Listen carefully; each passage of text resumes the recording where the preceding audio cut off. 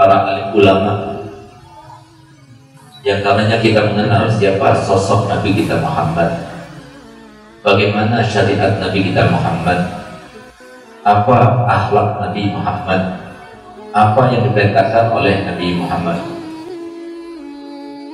Yang karena mereka, kita semuanya mendapatkan banyak sebab-sebab untuk mendapatkan syafaat Nabi Muhammad. Mereka lah yang disebutkan Nabi SAW adalah manusia-manusia yang tidak mungkin kita tandingi amal ibadahnya, pahala yang mereka dapatkan, dan ridho yang telah Allah berikan kepada mereka semuanya. Mereka disebutkan Nabi SAW, fadlul alim alal afid kafadli ala adnakum. Keutamaan seorang alim di atas seorang ahli ibadah yang lainnya, baik itu ahli sedekah, ahli puasa, ahli sholat, ahli Quran, ahli-ahli yang lainnya, sama seperti perumpamaan kemuliaan diriku di atas kemuliaan sahabat yang paling rendah di antara sahabat-sahabat. Sehingga para ulama berkata, jangankan Nabi Muhammad SAW dibandingkan dengan sahabat yang paling rendah. Kita ambil contoh, dibandingkan Nabi SAW dengan sahabat yang termulia, yaitu Abu Bakar Siddiq radhiyallahu anhu. Setelah kita lipat gandakan sebanyak 1 juta kali lipatnya Abu Bakar Siddiq, bisakah menandingi Nabi Muhammad? Jawabannya adalah tidak. Itulah perbandingan antara ulama dengan para ahli ibadah lainnya.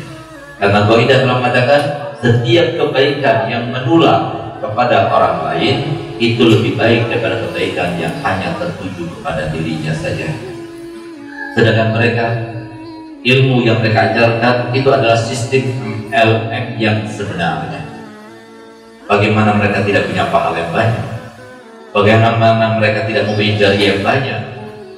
Kalau seumpama di sini, di tempat ini, ada yang mendapatkan kemuliaan berupa hidayah dan nasihat daripada para guru-guru yang mengajar dalam majelis ini setiap saatnya, maka guru yang mengajarkan itu di sini dia akan mendapatkan pahala sebanyak 20 hasanah. Guru-gurunya dapat 40 hasanah, guru-gurunya dapat 80 hasanah, guru-gurunya lagi dapat 160 hasanah, guru-gurunya lagi dapat 320 hasanah, dan begitu seterusnya. Bagaimana dengan Imam Syafi'i radhiyallahu anhu? Bagaimana dengan para sahabat Nabi SAW? Bagaimana dengan para anbiya dan para rasul?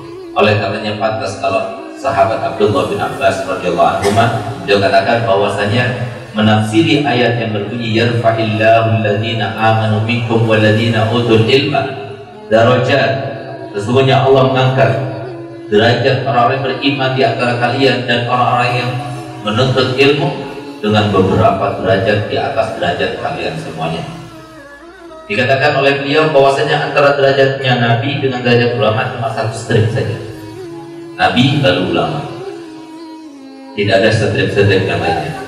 Tapi dari ulama kepada ahli Quran, ahli sholat, ahli puasa, ahli ibadah yang lainnya, itu memerlukan atau stripnya itu atau derajatnya itu sebanyak 700 derajat. Jadi setelah Nabi alim, lalu alim, lalu alim, lalu alim, sampai 700, baru 701 ahli Quran, ahli sholat, ahli akhlak. Padahal antara 1 derajat dengan derajat yang berikutnya itu memerlukan waktu jarak tempuh selama 500 tahun lamanya.